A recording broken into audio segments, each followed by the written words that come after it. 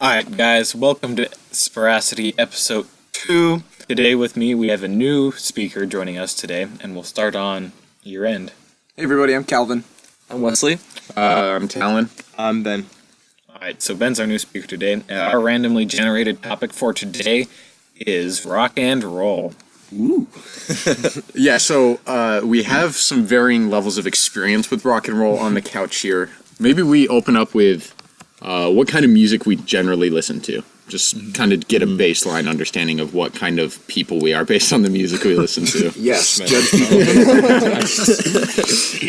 Alright, so me personally, I like almost all kinds of music, but I'm generally a country kind of guy. Nice. Okay, I am also on probably the complete opposite end of rock and roll. I listen to a lot of instrumental stuff. I am a band geek, listen to symphonies. So rock and roll is kind of not like my go-to genre, but I find it still really interesting. I'm really big into folk music, and it's through folk music that I got into rock and roll, like the evolution of one into the other. So I am definitely into rock and roll. And when I was smaller, I was like into your kind of traditional rock and roll, 80s kind of just 80s music, right? But as I grew up and matured a little bit, it has definitely evolved into a liking for thrash metal and a lot of different metal genres. But I will mostly listen to anything outside of like country or hip hop. Yeah, rock and roll, always been part of my life. Agree with Talon. 80s is probably the best ever made. Best era. Best ever Hot made. take. I mean, AC/DC, Journey, they have some pretty good I will rock fight and you roll. on the AC/DC one. I don't think they're a good band. Back in Black. So that gives a little bit of background. So let's start on maybe just some artists that you like in the rock and roll genre. Obviously, not all of us listen to rock and roll generally, but So, actually, maybe a helpful place is, what is rock and roll? Like, what is that defined as? it's a good question. Honestly, like, this is just me from history class because that's how I see rock and roll is like how it's affected history and stuff like that, and how it was just such a different way of combining music genres into one unique style. Like it had kind of like some jazzy feel to it, but it also had like syncopated kind of beat to it too. And it meshed with a lot of younger audiences, right? And how it was so unique.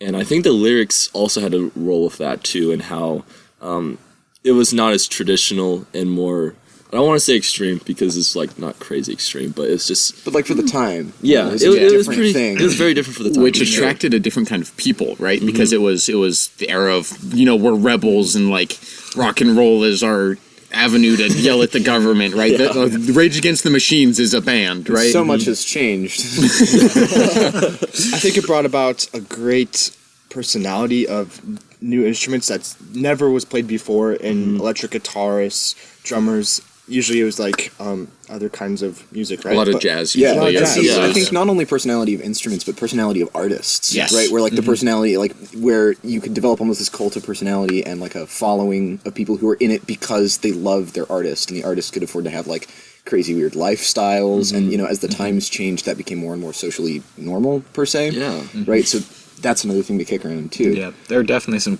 crazy people during that, like...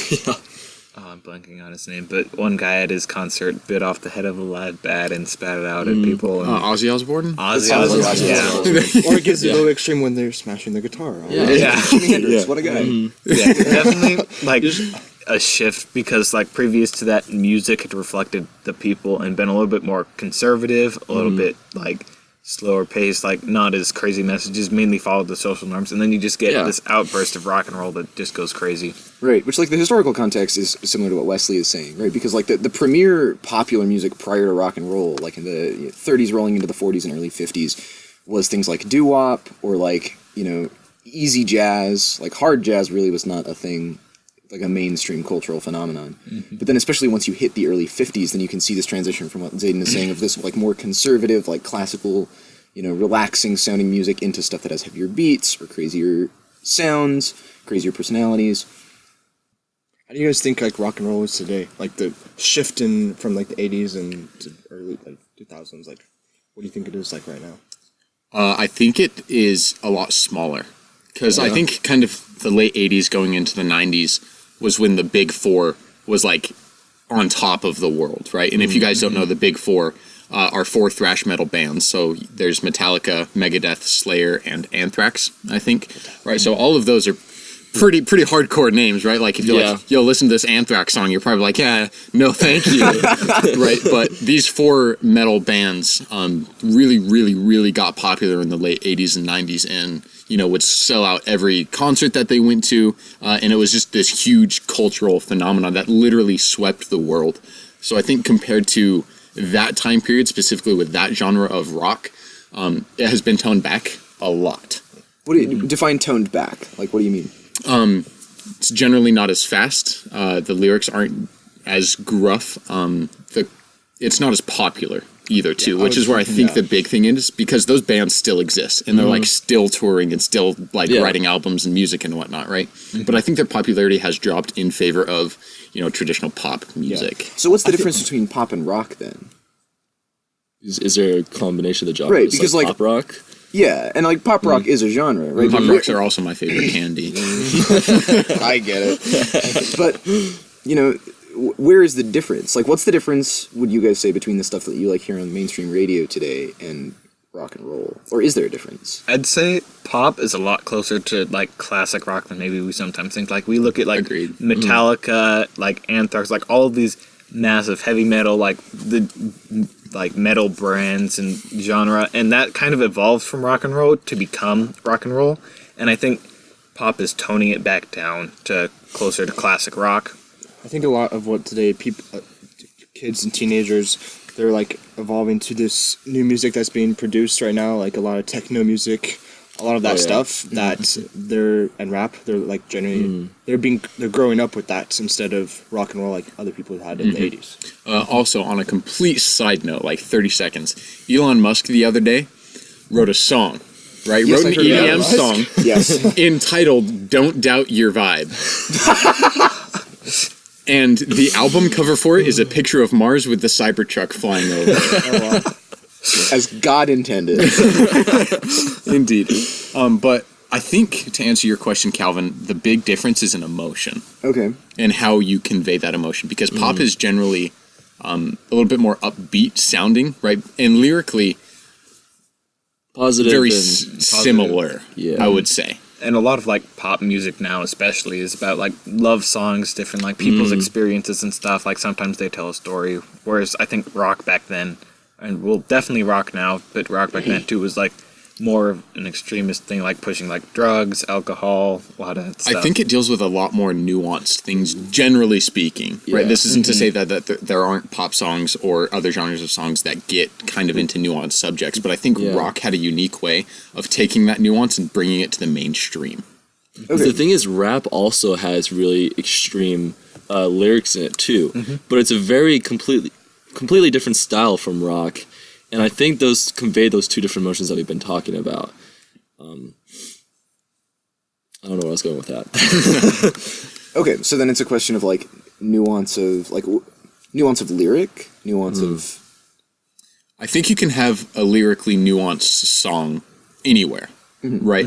But I think in how that nuance is conveyed through the personality of instruments, right? Because we have country music, let's say, right? Generally played with acoustic guitar, right? That's the main country music instrument, right?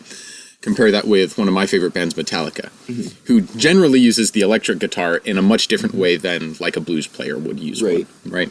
But a lot of Metallica's most famous songs are almost orchestral movements. Nothing else matters. Right? We have Nothing Else Matters, for example, which opens up with a really cool acoustic intro, right? And then it has a couple things where it fades into some heavier electric guitar stuff, and then it goes back to kind of acoustics and then mixes it all together, right?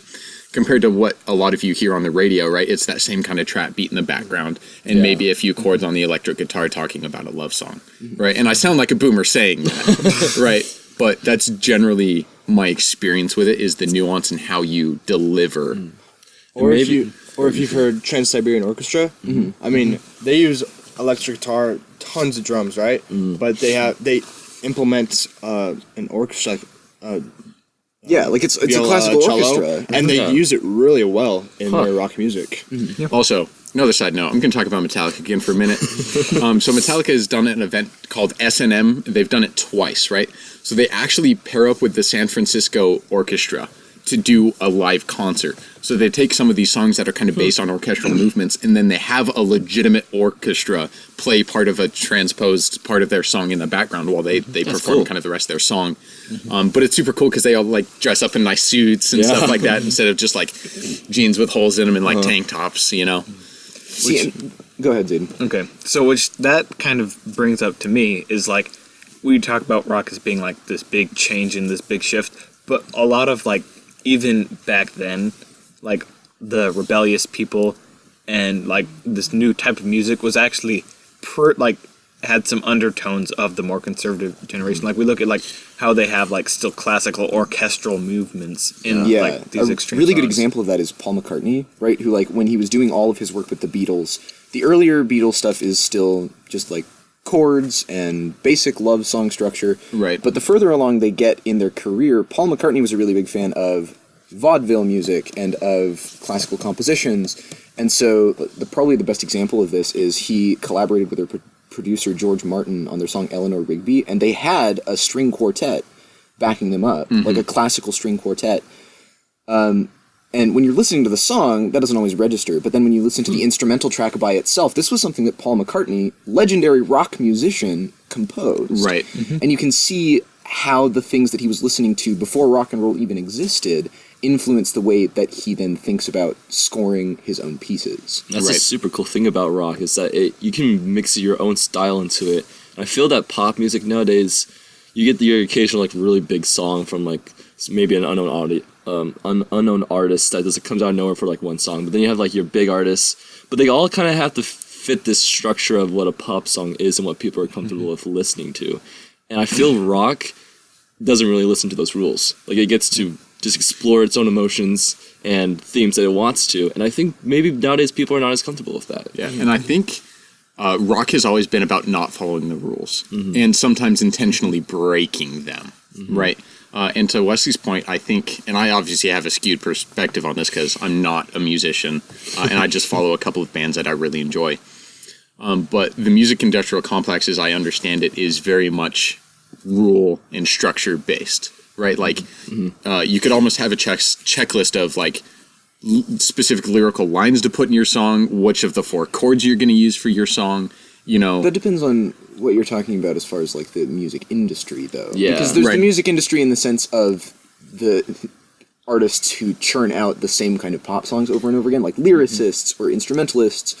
But that's not actually as big a portion of the music industry, quote unquote, as listening to the radio nowadays would have you believe. Right, and that's kind of where my perspective comes from because most of the music I listen to is either the radio or my own playlist.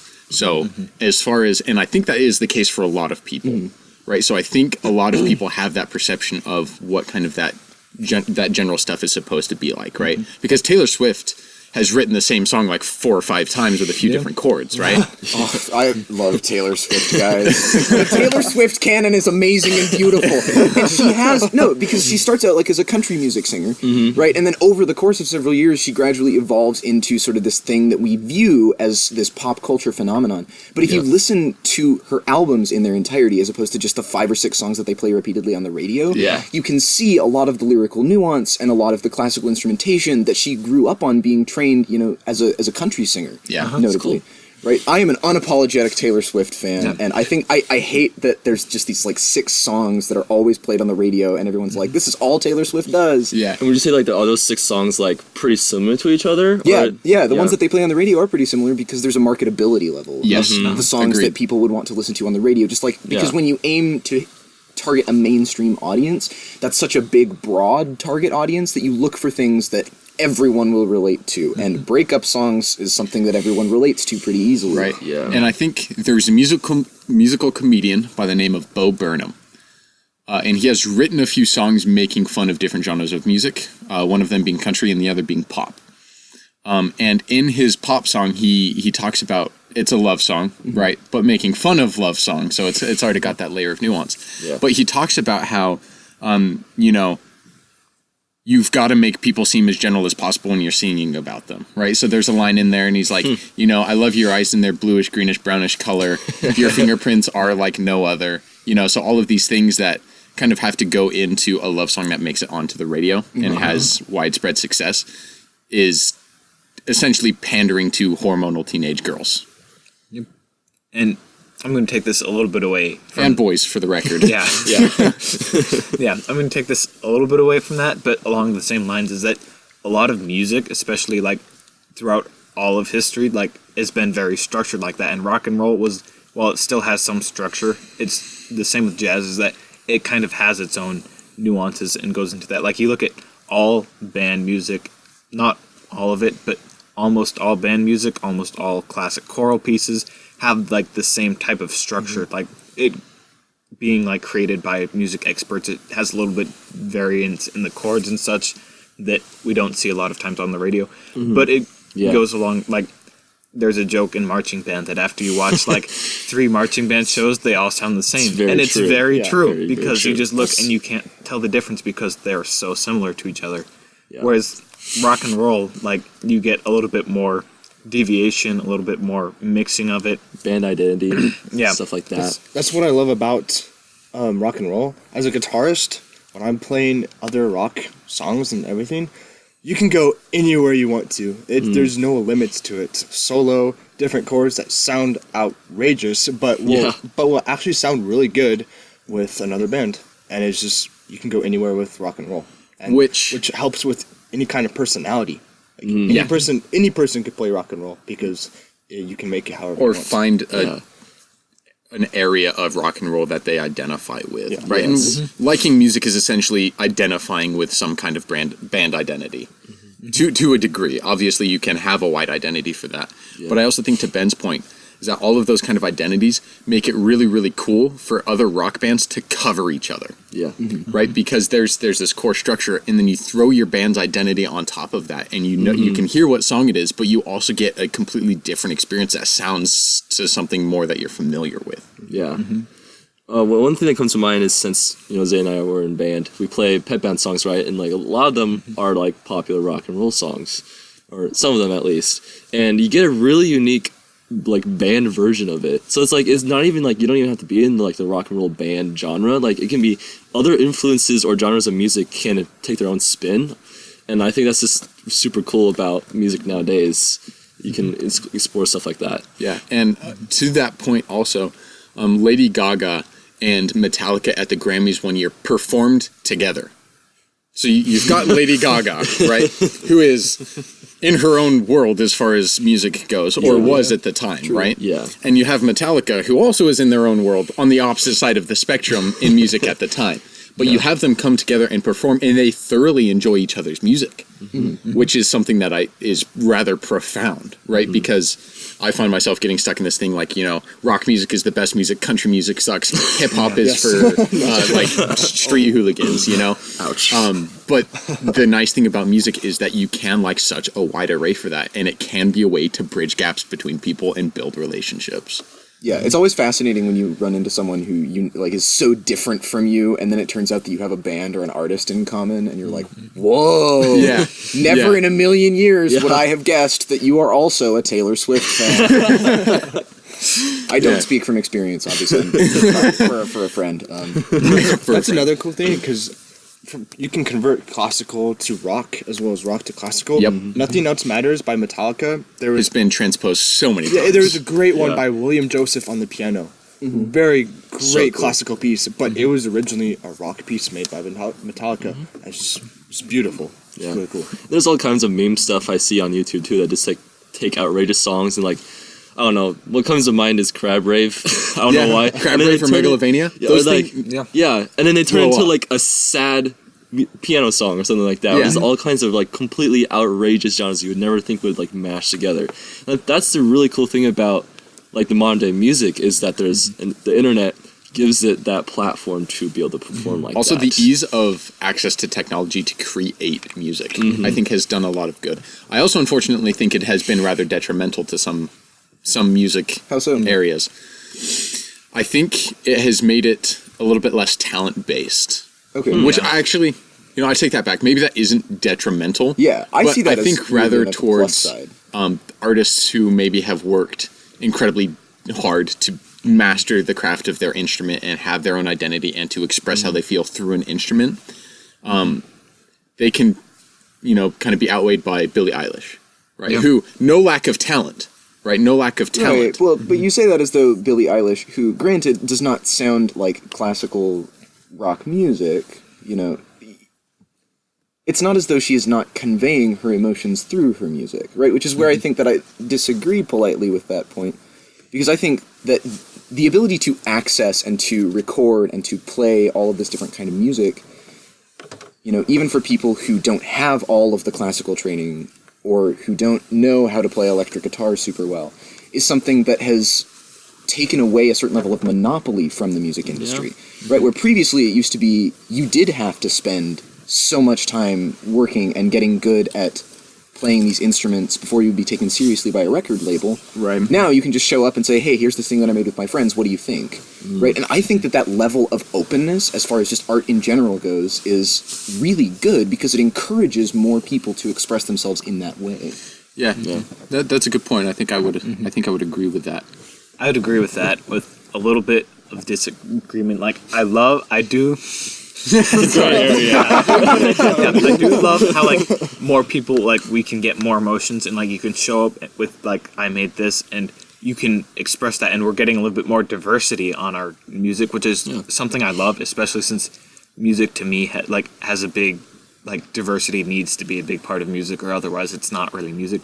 But with that, I think going back, I think Talon was kind of right when it's, like, been detrimental, because I think classical music has been, like, fading and dying off. You look at, like, previously, like, bands and, like, famous choirs were what people listened to all the time, and while, like, that's faded, like, kind of faded into, like, nothingness. Like, other than, like, Wesley's involved in bands, like, a lot of, unless you're really involved in bands and, like, classical, like, band pieces, classic piano, or classic choral pieces, like, no one really listens to those anymore. But then it just becomes a question of taste, right? Because people who are still into classical band music will still listen to classical band music in the same way that people who are into Billie Eilish will listen to Billie Eilish. But at what point will those genres that aren't as big be able to make enough money to stay relevant? That's the problem. Yeah. It's like right now, as I say, like traditional bands or orchestras and stuff like that mainly survives off of movies and video games and like soundtracks. Both of those are being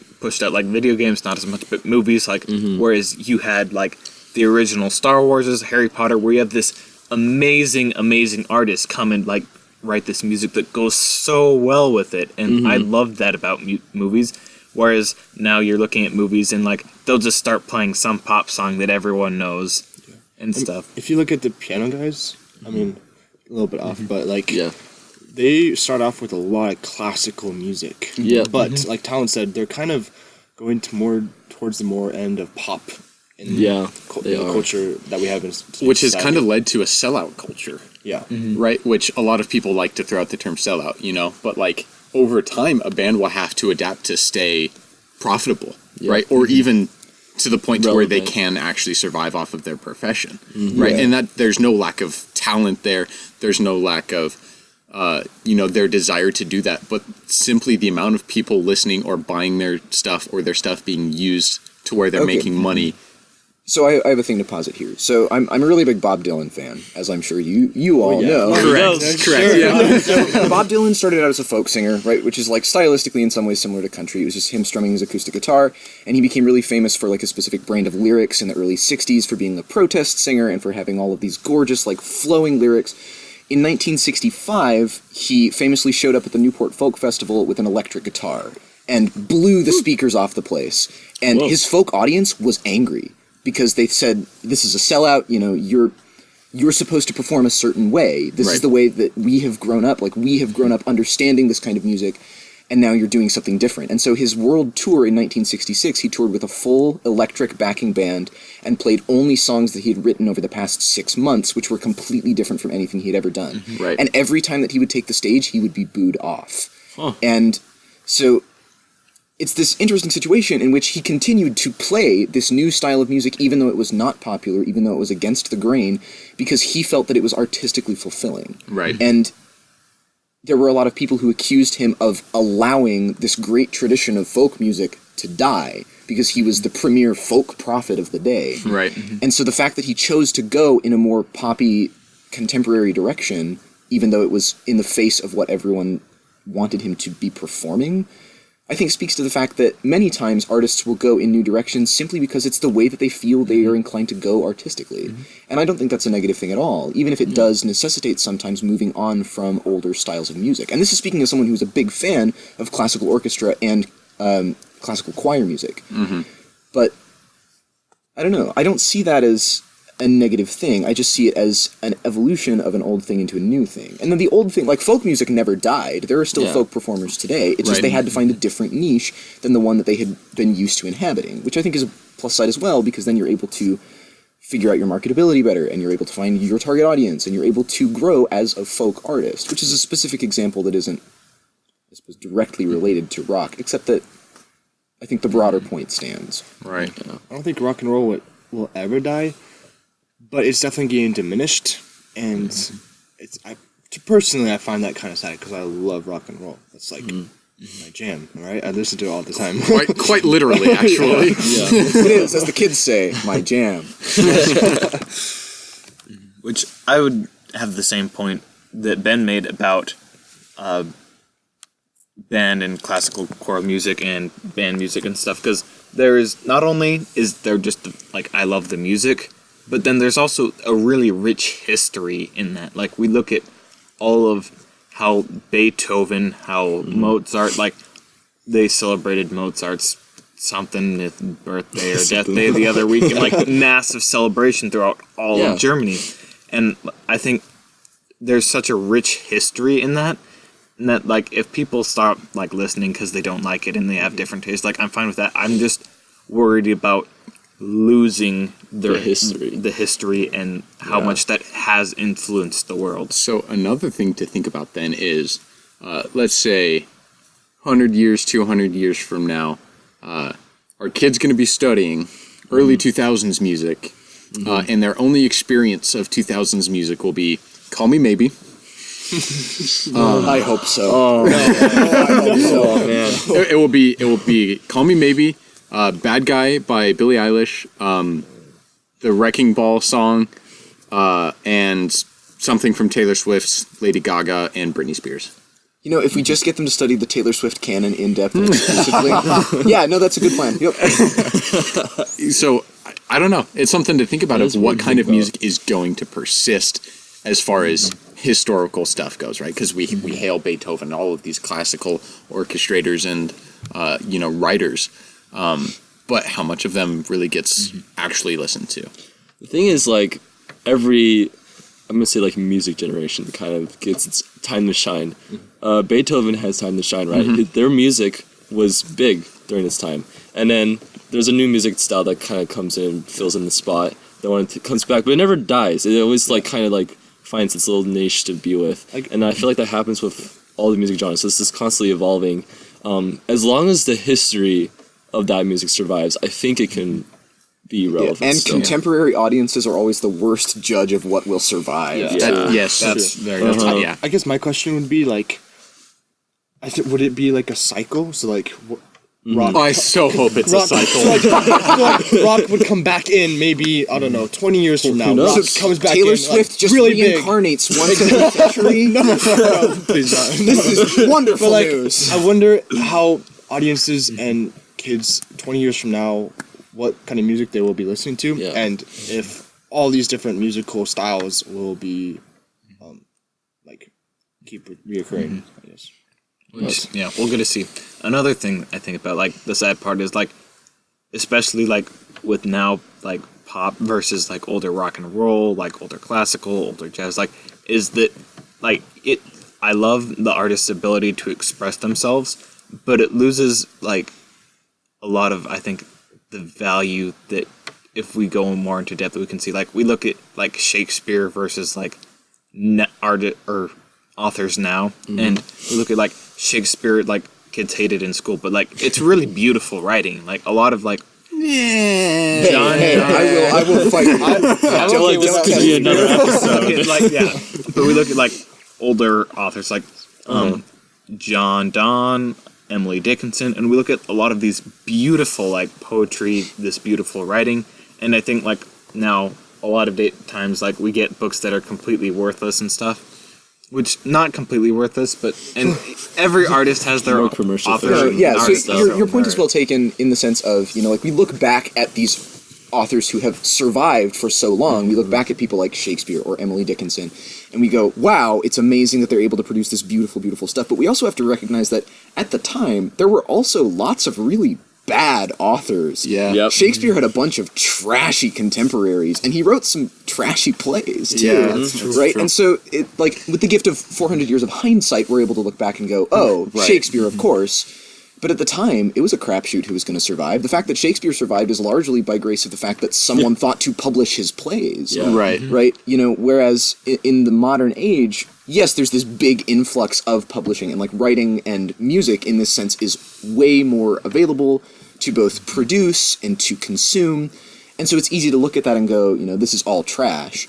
But 400 years from now, people, whatever artists chance to survive, however they chance to do that, people will look back and go, oh, wow, the early 2000s was a great time for pop music or a great time for writing, because they will only be able to see the things that survived as long as they did. Correct. And I will also get off on one brief tangent here where I think we have a contemporary Shakespeare, and his name is Bob Dylan.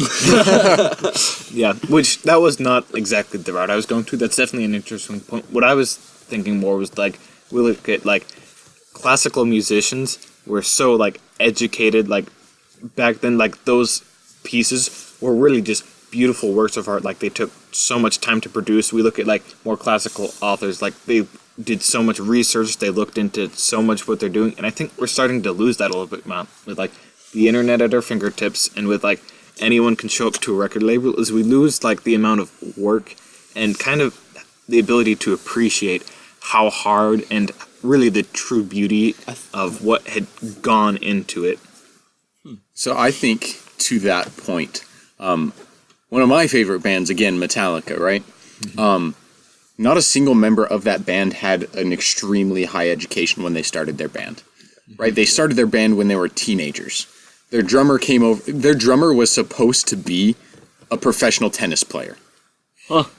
Right? And the rhythm guitar and vocalist was just some dude who bought a guitar in high school because he wanted to learn how to play it. Right? So he figured out how to play it. Then they hired their lead guitarist just off of like a newspaper ad and was like, screw it, we just like messing around, right? And they just kind of accumulated a band because they like playing together, but they didn't have any formal music education. And it's interesting how many artists, especially like the big deal influential ones, are in that same boat. Yeah. Who arise naturally sort of out of the woodwork rather than being enormously classically trained musicians. Yeah. Not that there aren't those kinds of artists, but Right. it's just an interesting That's the cool thing I think about rock is that you don't have to go through a ton of. I mean, you can. Yes, but- you definitely can. You definitely Yeah. can. But like a lot of those amazing artists never have practiced anything, and they're amazing rock and roll artists, and like they can play about anything, honestly, and they just practice by themselves. Yeah. Like And I think some of the That's the beauty cool thing from about that rock. comes from their mostly unique life experiences, right? Because many rock artists come from very different backgrounds than I came from, right? I didn't grow up with any kind of domestic violence or much violence at all. I didn't grow up extraordinarily poor. I didn't grow up in a poor part of town. I didn't have all of these angry. I wasn't bullied overly much in middle school. All of these things kind of had led to a different background to me, but that hasn't failed from me being able to identify with the message that they're saying, right? Right. So I would say if I were to write a song, I would probably most likely write a joke song, right? Because there's nothing really that I feel in my life like I have an absurd need to express. But back again to kind of the point of Metallica is that they had these experiences throughout their time as a band that formed a lot of the music that they made, especially lyrically. And I'm going to talk about their song Fade to Black in particular, which is about 9 minutes. And it's a suicide ballad, right? It was the first ballad they ever wrote, which is weird for a metal band anyways, right? Yeah. But they wrote it following a loss of a lot of their equipment on tour. Someone stole millions of dollars worth of equipment, right? So, guitars were gone, amps were gone, a lot of their speakers were gone, and they were kind of just dead in the water with a lot of their stuff on tour.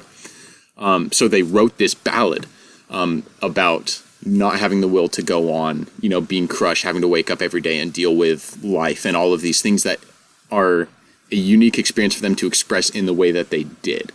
So I think to the point of maybe some more classical music, that's not to say that there's not emotion in it, but rock talks about things in different ways than I think a lot of other genres do. The same way that rap would talk about things that other genres don't. Right. Yeah, there's a chance for all kinds of music and artists for them to rise up. Classical music, it can be like the home to that more crafted kind of style of music, and how it's more particularly made, maybe follows some more traditional music theory rules and stuff like that. Can be really beautiful. We can also have the side where people just rise up expressing themselves through rock or any other kind of genre, even rap and stuff like that. So even rap, like it's some lowly genre of music. Yeah, obviously I don't like rap very much. Yeah, but even classical music, because Beethoven, right, was not a great music theorist, right? And didn't have a lot of classical training, primarily because classical training at the time consisted of literally living in a kingly court. Yeah, correct. Right? Yeah, and so he broke the rules all the time, primarily because it's assumed, at least, he didn't really know them. And still, you listen to his work, and it is immensely expressive. And there's not words to it, but you can listen to it and get a sense, maybe, of what he was feeling or thinking when he wrote it. Right. Which I think is the power of music in general, is its ability to convey these things based either on our lived experiences, or in many cases, not on our lived experiences, but just things we think or wonder. Which is one of the things that I find really fascinating about the mindset of a lot of lyricists is, especially nowadays, I think it's really easy to look at rock and roll lyrics and go, wow, they must have been experiencing terrible things in order to write that. And to that point, I think a lot of rock music has become similar to how I criticized pop earlier, right? If you take bands like your mainstream rock bands like Linkin Park, right? A lot of their songs are pretty samey. They're generally talking about the same subjects because those are the ones that make it onto the radio, right? So I think rock has fallen into that, and I think it's hard for almost any genre to not fall into that. Yeah. Which, going back to the point, I guess maybe my big fear about like losing this appreciation for classical music is kind of like, whereas like a Van Gogh painting is so beautiful, like you look at all the different brushstrokes and everything, and even if like what about those frozen tablecloths? Yeah. Am I right, guys? Just saying, masterworks of contemporary art. going down not frozen tablecloth, but you look at like modern art and like particularly like a lot of things. Like I look at that and I look at Van Gogh is beautiful, and I look at a lot of that stuff is just trash. I'm like, what does this mean? Like a triangle on paper, like sells for millions of dollars. I disagree with that very strongly. That's a hard topic. I don't think I have the acquired taste to enjoy most visual arts. The thing about, let's take this example, and this can be applied both to music as well as the visual arts, but let's take the example of the Van Gogh painting versus like a Jackson Pollock. Pollock was the guy who just threw paint against a canvas and all of those splatters, right? I was at a museum once, and there was Van Gogh on one side of the museum, and we went to go and look at it. It was gorgeous, it was wonderful, and then we went to go and look at the Jackson Pollock paintings, and I also thought that they were very gorgeous and wonderful, but it comes back again to what we ascribe value to in these works of art, because Pollock was also, in the same way that Van Gogh was sort of, putting a piece of himself on the canvas, Pollock was doing the same thing. Their techniques were different, though, and, Pollock still took the time to figure out, okay, these are the colors I'm going to use, this is how I'm going to, I'm going to arrange this in this way. But we look at it, and because of our notions about how he created that, and how long it took him, and how much effort we think he put into it, then we're able to look at something like a splatter painting and go, oh, he didn't work as hard as Van Gogh, or this painting is worth less than a Van Gogh, because Van Gogh took all of this time meticulously getting the brushstrokes, whereas Pollock just chucked paint on a canvas. It just... Boy, I hate this sentence. But I think the great thing about art is it's really open to interpretation in that regard. And it's that you can look at a splatter painting and you can look at a modern pop song and appreciate them still for the value that they bring to people. And there are people who listen to modern pop songs and connect really hard with them. And there are people who look at splatter paintings and think they're beautiful. And at that point, it just becomes a question of taste. And Van Gogh's never gonna die in that respect. Like, no one is ever gonna look at a Jackson Pollock painting and go, this is it, splatters are in, Van Gogh, let's burn all of the Van Goghs, right? It's just that now there's this new thing, and we can look at that and go, we love this new thing as much as we love the old thing, and now it's just a question of finding your niche and finding your interest. So what do you think has influenced kids today to listen to pop and rap rather than the rock and roll that was back in the 80s and 90s? I think public perception has a big deal to play on how we appreciate any kind of art, right? Because why do we hold Van Gogh up any more than any other artist, right? It's because that's what we're taught in school, right? And I'm not saying that, music teachers are playing rap hip hop all the time, but that's just what people are into, and the more people are into it, the more people are going to get into it, right? And I think high schoolers especially have a unique want to feel zany and cool and that's kind of the trend out right there now. and edgy, myself granted included, right? Talon Hinsey, famously edgy. Self-proclaimed edgy high schooler. But that was the same sentiment behind rock in the 80s, right? It was zany, it was out there, it was aggressive, it was breaking the rules, it was fighting against the machine. And rap does this, it serves the same purpose. Yeah. I would arguably say that I like it less. Yeah. But it's serving the same That just becomes purpose. a question of taste then. Because Exactly. you're right, Yeah. it does serve the same purpose. It, rages against the machine. Yeah. They're still expressing what they want to through that kind of music. And so all the power to those guys. And so to Ben's question then about why do we think that people are into this kind of music like rap or contemporary pop, and I think it's because it has something to say about current lived human experience. Yes. Right? People Agreed. listen to it and they go, I can relate to this, or I can understand this, or I can feel this.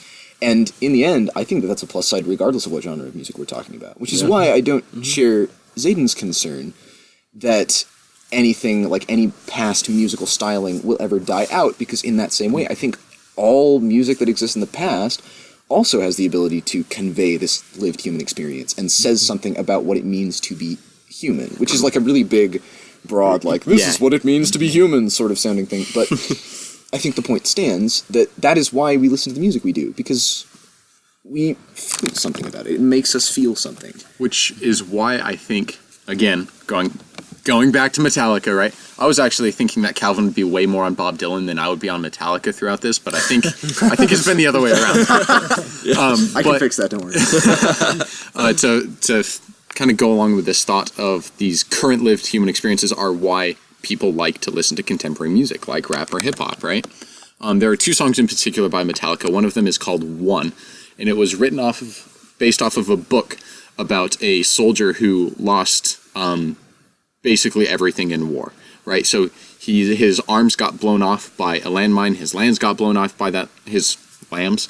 The line in there is, landmine has taken my sight, taken my soul, taken my arms, taken my legs, taken my will, and left me with life in hell, right? Like that's mostly one of the lines that's not in that order.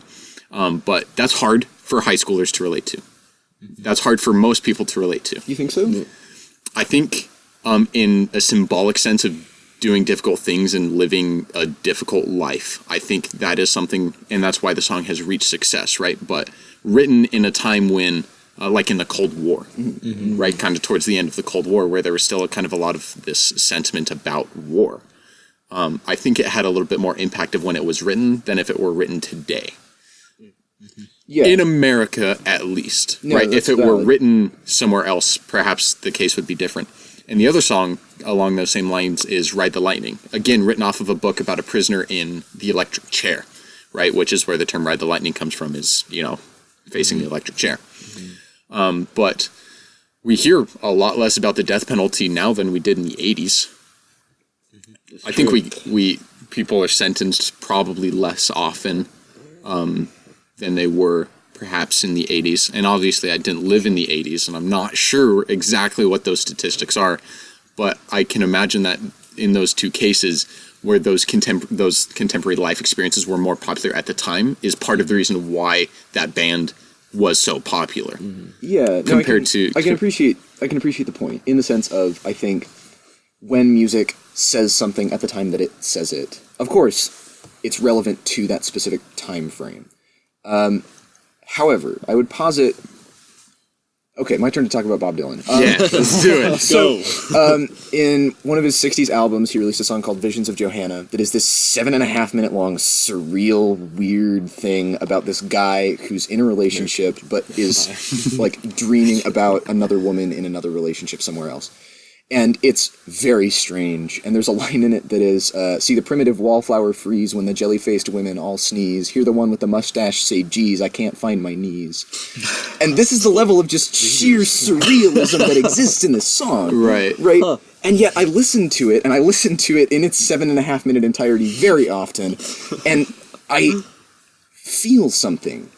And, like, I've never lived that experience. Like, I've never been in the situation of the narrator, and I certainly have never met a jelly-faced woman with a mustache. But still... That's a real shame. I think we need to work on my that one. future wife. But, you know, like, listening to it, even though it was written almost 50 years ago, and even though it is about a surreal experience that I have not lived, I'm still able to find a way that it directly relates to me and the way that I think about things in a way that was not popular in 1966, and in a way that it didn't resonate in 1966.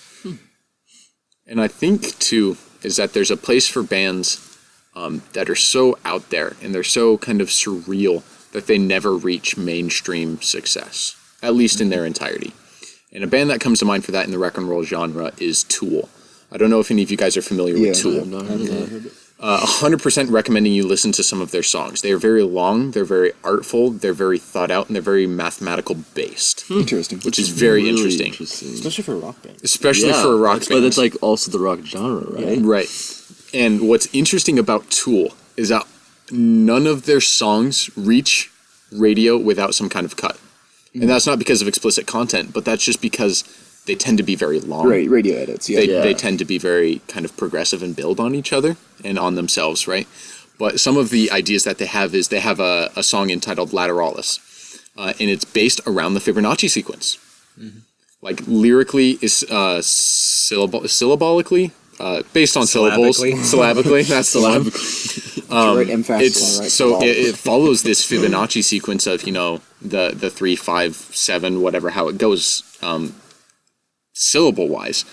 And that's an interesting concept. But also things like time signatures in their songs change all the time. Like in Schism, they have something like 40 plus time signature changes throughout the song. Insane. That's Right? crazy. So they deal with all of these weird ideas, but they also have songs that, like, if you play them back to back to back, it becomes a 25-minute song that was written like that. That's Or super if you cool. layer 3 songs over each other, you get a 4th song. Yeah. Right, so all of this weird artistic math-based stuff that this band does doesn't reach mainstream success because it's not as marketable as, say, I broke up with my boyfriend last week. Right, and then you have, see, my favorite out there artist, I love They Might Be Giants, just because they also write really weird out there stuff, but it has reached a certain level of mainstream popularity. The other thing that I think of is something like Pink Floyd, Yeah. which is also very surrealist, and also, tangentially, did you guys know that if you listen to Pink Floyd's Dark Side of the Moon, at the same time as you watch the classic film Paul Blart RoboCop, it lines up perfectly. Like, the music swells as Paul Blart in the mall is, like, defeating all of these evil robots. The music is swelling on Pink Floyd's Dark Side of the Moon, and I have to believe that these two things are connected. That was a side note. However, you can listen to an artist like Pink Floyd, where they have these same types of songs that build on each other over the course of half-an-hour arcs, Right. or that layer over each other in fascinating ways, that do reach mainstream popularity. Yeah. And so then it becomes, again, a question of, A, marketability, and advertising and related other fun things. But you also just have, again, it comes back to this question of taste. Yes. What do people like? And if enough people happen to like one artist, then regardless of content, they will become mainstream. Right.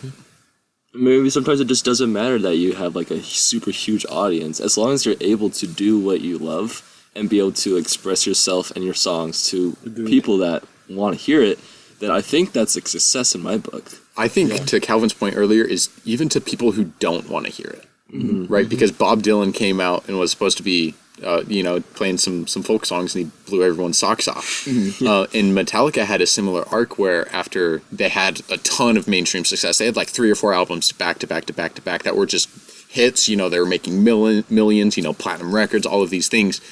And then they wrote the Load album, and it's an awful album. And they thought that they could have a redemption arc by releasing the Reload album, right?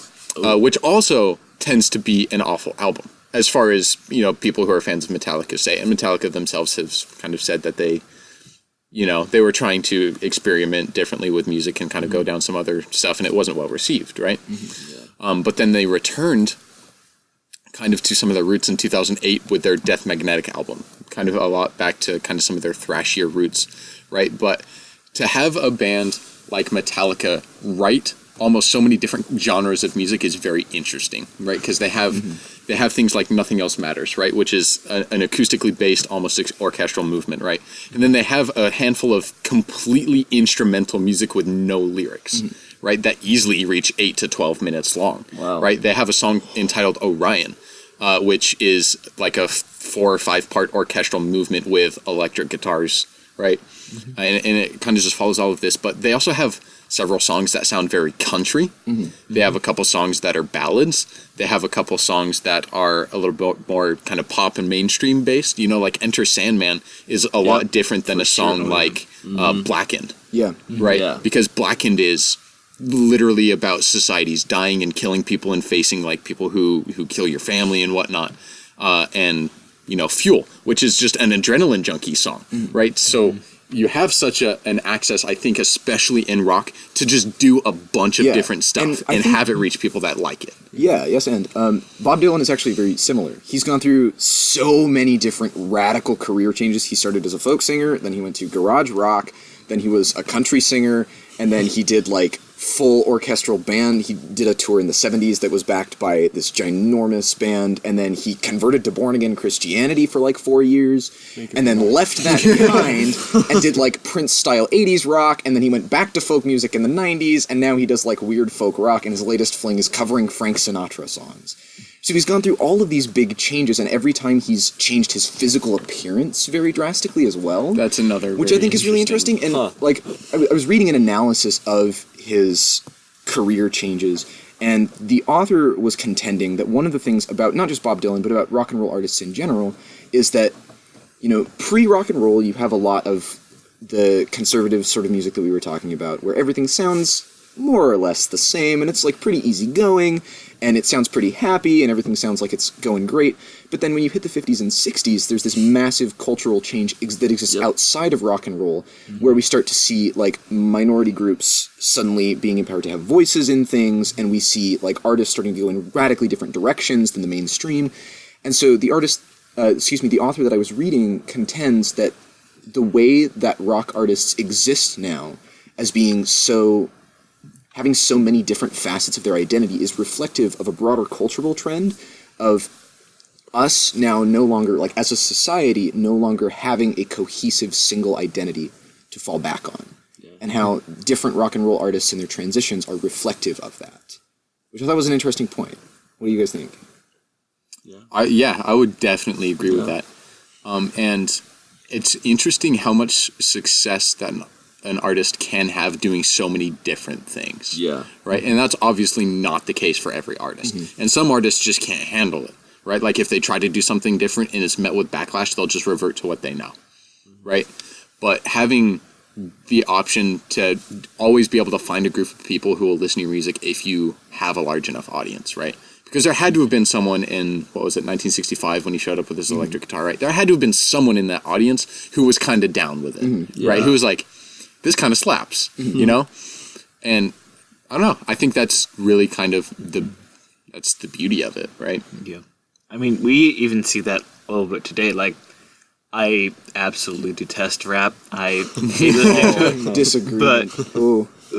But fun fact, Ben Shapiro says that rap is not music. Oh. Yeah. Well, fun fact, Ben Shapiro is incorrect. He's wrong. Yeah. I would agree that he's wrong, but yeah, not a big fan of rap music. But we look at like Kanye West doing the same thing. Like he had like Kanye West conversion to Christianity. Exactly. But also being I thought that he was God. Like I thought we had established that a handful of years ago. And so now he's like, never mind. Yeah. Kanye, listen, Kanye, if you're listening, buddy, I love you. You know that. But please, just, I need to know, are you God, or is there a different, just call me and let me know. Okay. Anyways, Aiden, you were saying... Email Sporacity at gmail.com. We're all actually vested in them. Yeah, but you look at, all of the same, the classic rap, basically, We're Awesome, all of, the messages that rap has, I disagree with quite a few of them, but we look at yeah, it's a big generalization about the messages that rap sends. Yeah, as I disagree with a lot of stereotypical rap. Yeah, rap. Anyways, but then we look at Kanye West, Chick-fil-A, we look at all of his new songs, and we just and I just think So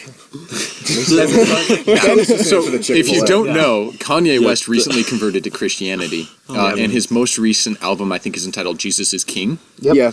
And he also has sweatshirts with that label that you can buy at the Kanye West website. Yes, but it's Christian rap music. Yeah. Huh. I mean, Which it could have a good message. But I never saw that character arc coming. Yeah, no, that was a plot twist. Anyone who is writing a story, take notes. No. Throughout this, I was thinking. I just watched Back to the Future #1 with my mom. Yes. A week ago, and it was interesting to see. What was the kid's name? I don't know what it was. Marty McFly? Yeah. And Fly.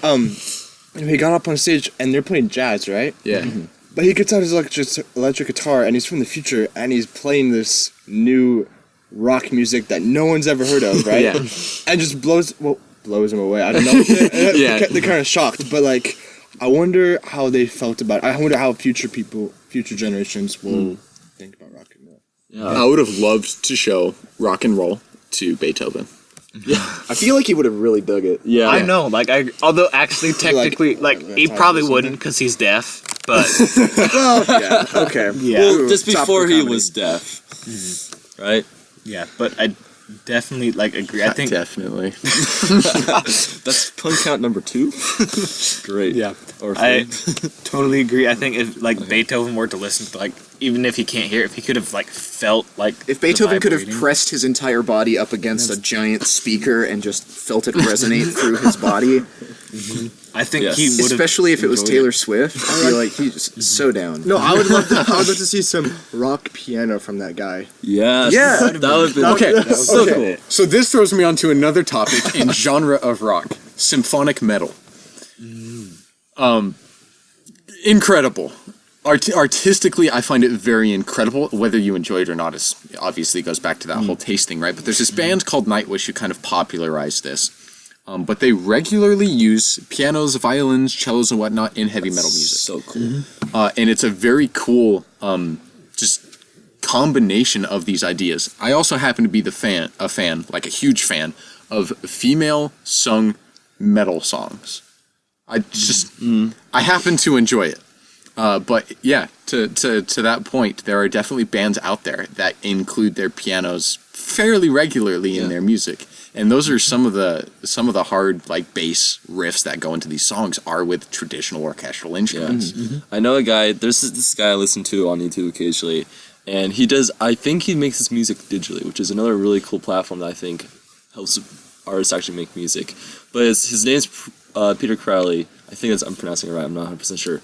But he does Celtic/fantasy style songs, or kind of pirate style songs, and then mixes it with rock/metal, and I actually really enjoy it. It's probably one of the more harder, more metal style songs I listen to, but it's super cool because it's an adventure kind of style feel to it as rock, and I don't know, it's super cool. It's stuff like that that's super unique. If you ever want to hear the better version of a pop song, look up a heavy metal cover of it. 100%. Rock's different. Obviously, that's a big generalization, but I tend to like a lot of metal covers of songs, right?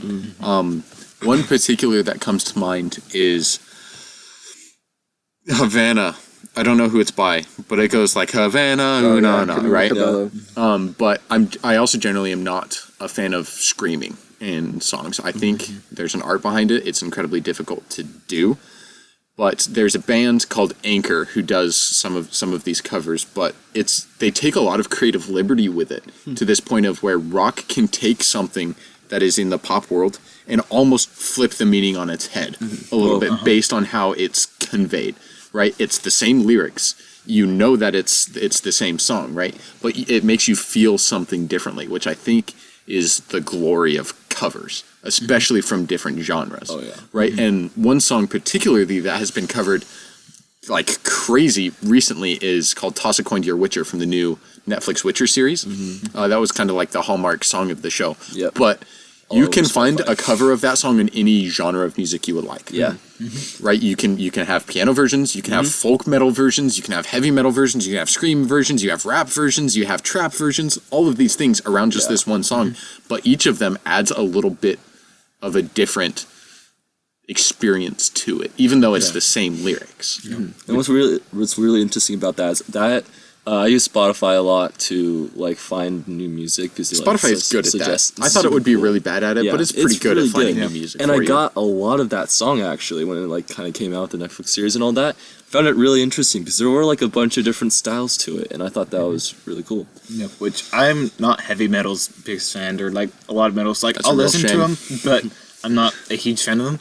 But I do really enjoy like just straight no lyrics, like just metal songs with like on piano and cello and all these things.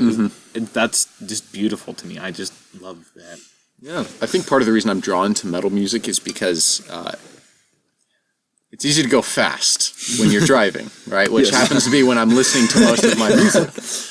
But it's such a release for me, which is a weird thing to say. And actually, before I get into this, I am curious on how you guys feel about how you identify in music, right? So like if someone asks you, what kind of music do you listen to? Do you give them an honest answer or do you feel awkward giving them that answer? I always immediately tell them I listen to Bob Dylan. And they're like, that's cool. And I'm like, no, you don't understand. I have listened exclusively to Bob Dylan for the past year, and it's wonderful. Because, like, I listen to most of my music in the car as well. And it's really funny because most people that I talk to who are also into Bob Dylan say, oh, yeah, I listen to Bob Dylan sometimes. Because he's one of those artists who, like, the lyrics and the sweeping arrangements are things that people say that they feel like they need to sit down and focus on. Right. And it's not something that most people I know would sit down and just like listen to in their spare time, certainly not as they're driving places. Right. But for me, the lyrics and the arrangements have become something that because I've heard it so many times and because I identify with it so hard and because I find it so beautiful, it's something that I can get lost in. Right. And so I also just heavily advocate that the world listens to more Bob Dylan and send people music unsolicited very often. But that's how I relate to music generally, is lyrically. And for me, the lyrics are not always, they often are, but not always something that I need to sit down and like focus on. Right. But just something that, it sounds really weird, to exist in the same space as those lyrics to me is one of the most profoundly beautiful things in the world, and is a way that I can both face the things that I'm dealing with and escape from them at the same time. Right. So I would say then that you probably have no problem with sharing your music. No, not at all. Okay. So what about you, Wes? So for me, it's kind of hard to explain what I listen to because I listen to all kinds of stuff. I don't really listen to a lot of lyrical songs, though. Like I usually like to say that when someone asks me what music I listen to. So I'll say like I listen to like movie soundtracks or symphonies, orchestras, and like video game soundtracks, stuff like that. And a lot of times I just find songs that I try to like interpret the meaning because like if there's no lyrics, you can get your own feeling from it, and I think that's what's super cool about that kind of music. But it's hard to explain to someone that's like, doesn't really favor that music or doesn't really listen to it. Like, listen to a lot of lyrical stuff. And so, speaking of, but yeah, so like a lot of times if I'm in like the car with someone, I don't really have music going because just start talking with the person. I've been habit of that. Yeah, because I don't know, like I find it fine if you like listen to music with the car and just talking about stuff, but like I don't know, I'm not like totally like wanting like, hey, you want to listen to the thing I'm like listening to, and just like have it playing, Every time I get in the car with Talon, I'm always like, rock time. It's like, turn on like the radio. It's nice. What about you, Zayden? So for me personally, I'm a little bit of a mix of Calvin and Wesley, leaning more toward Calvin. Is that I say I listen to country, and I do, and I love and enjoy country. But if you look on my playlist, you will find basically about every genre there is. Like, I have pop songs, I have country songs, I have instrumental, I have metal. The question is, Respect. I do not have How much of that is consisted of Taylor Swift? actually on the record. I think we need to go through your playlist. And, just going meticulously through Yeah, Zayden's playlist. I actually do enjoy a lot of Taylor Swift songs, not like the mainstream ones. Anyways, but like I identify with a lot of different types of music, mainly because I identify one with the lyrics like Calvin, and not exclusively to an artist, but how many different lyrics I can identify with, and especially at different points and times in my lives. And a little bit like Calvin, I'll like randomly send people songs, like not that I think they'll enjoy, or like that I think they need to hear, or like they will help them out. And so I have just a wide variety of music, and I forgot where I was going with this, but yeah. What about Yeah. you, Ben? How is your music sharing experience?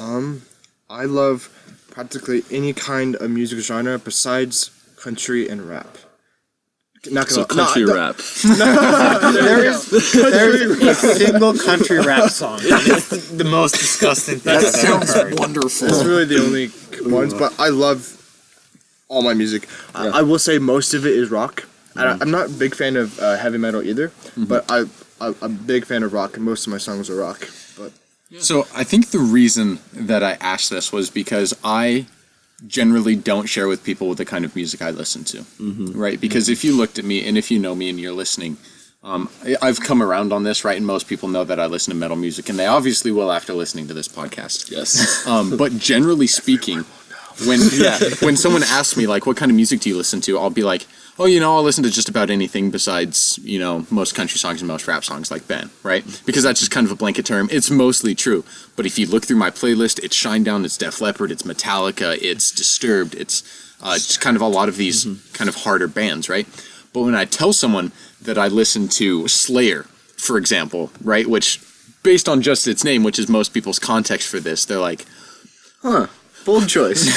There's this good-looking Mormon kid, but he listens to Slayer. He listens to Slayer, though. As Saliency walks through the halls with Q and I, everyone doubtless looks and goes, "There's that good-looking Mormon kid who listens to Slayer." And that was something that, like, I wouldn't say I was ashamed of, but it's like that. I feel like that wasn't most people's perception of me, so I wasn't like. And every time I tell someone like I listen to heavy metal music, they're like, "Huh." No way.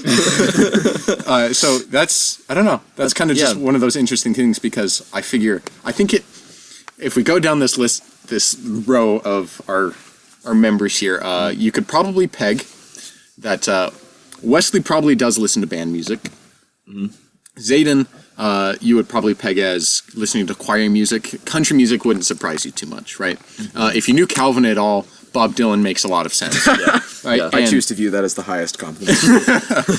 and a similar case with Ben. And I'm accidentally kind of propping myself up here, and that wasn't my intention at all. But it's interesting how we can kind of just judge people based on the kind of music that they listen to, based on how they actually, your present point is well themselves. taken, because when I tell people that I'm a Taylor Swift fan, they look at me and go, Right, yeah. Really? Yeah. Really? Especially if they know that I'm a Bob Dylan fan primarily. They're like, Right. Really? And that, like, it fascinates me how we can look at someone and, like, based on what we assume, based on who we assume they are, or, like, the bare basics knowledge that we have of them, then we can be so surprised when they're interested in things that are slightly different than what our expectations for them are. Which is, to Ben's point from a while ago about why people today are listening to the music that they do, I think that has a large part to play with it. Because people are expected almost to listen to it, so they do. That's the sad thing. Like, if they enjoy it, they enjoy it, but, like, maybe they're missing out on something. And yet I find that if you talk to almost anyone, you can find that they have, like, a niche artist or a weird genre, and all you have to do is ask. You're like, so, like, what do you really like to listen to? And they'll open up about it. And the thing about pop songs is they give us, like, a common intellectual currency sort of thing. Yeah. Because everyone listens to them because they're on the radio all the time. And so, you're able to then have this conversation about, oh, I enjoy this song on the radio, or I enjoy this song on the radio. But all it takes is like 2 minutes of questioning, and you find out that people are into weird stuff. One of the things that I find simultaneously the most fun and the most profound about music is how individuated it is. And I think that speaks to rock and roll as well, right? Like what we were talking about earlier. It was there to break the rules, and it was there to change the way that people looked at music. And so today, I find it really cool that just in the way that we listen to music and the way that we're fascinated by different things, I don't know, speaks to the spirit of that a little bit. Yeah. Oh yeah, 100% agree. So we're going to wrap it up here. Good having you guys listen to us. Make sure and shoot us an email, like, subscribe, comment below. We would love to hear your comments if you're on YouTube. And if you're not, email us your thoughts. Let's hear about your niche little bands that you would never tell anyone you listen to. And we will discuss that at the beginning of next podcast if we hear any. So, Yeah, so that email is sporacity@gmail.com. It will be in the description of all of those places, and we are interested to hear from you. So yeah. Follow us on YouTube, SoundCloud, Spotify, Apple Podcasts, Google Podcasts. There's about everywhere. 50 other little tiny ones that I looked up the other day and we're on to. So just look us up. Yeah. Be much appreciated if you share this with everyone that you know that would be interested in this kind of thing. This is a senior project, so we want to get this out there. Thanks for watching. Or not watching, listening. or watching. I'm not going to tell you how to consume our content. But with that being said, we're going to go ahead and go. Thank you. Yep.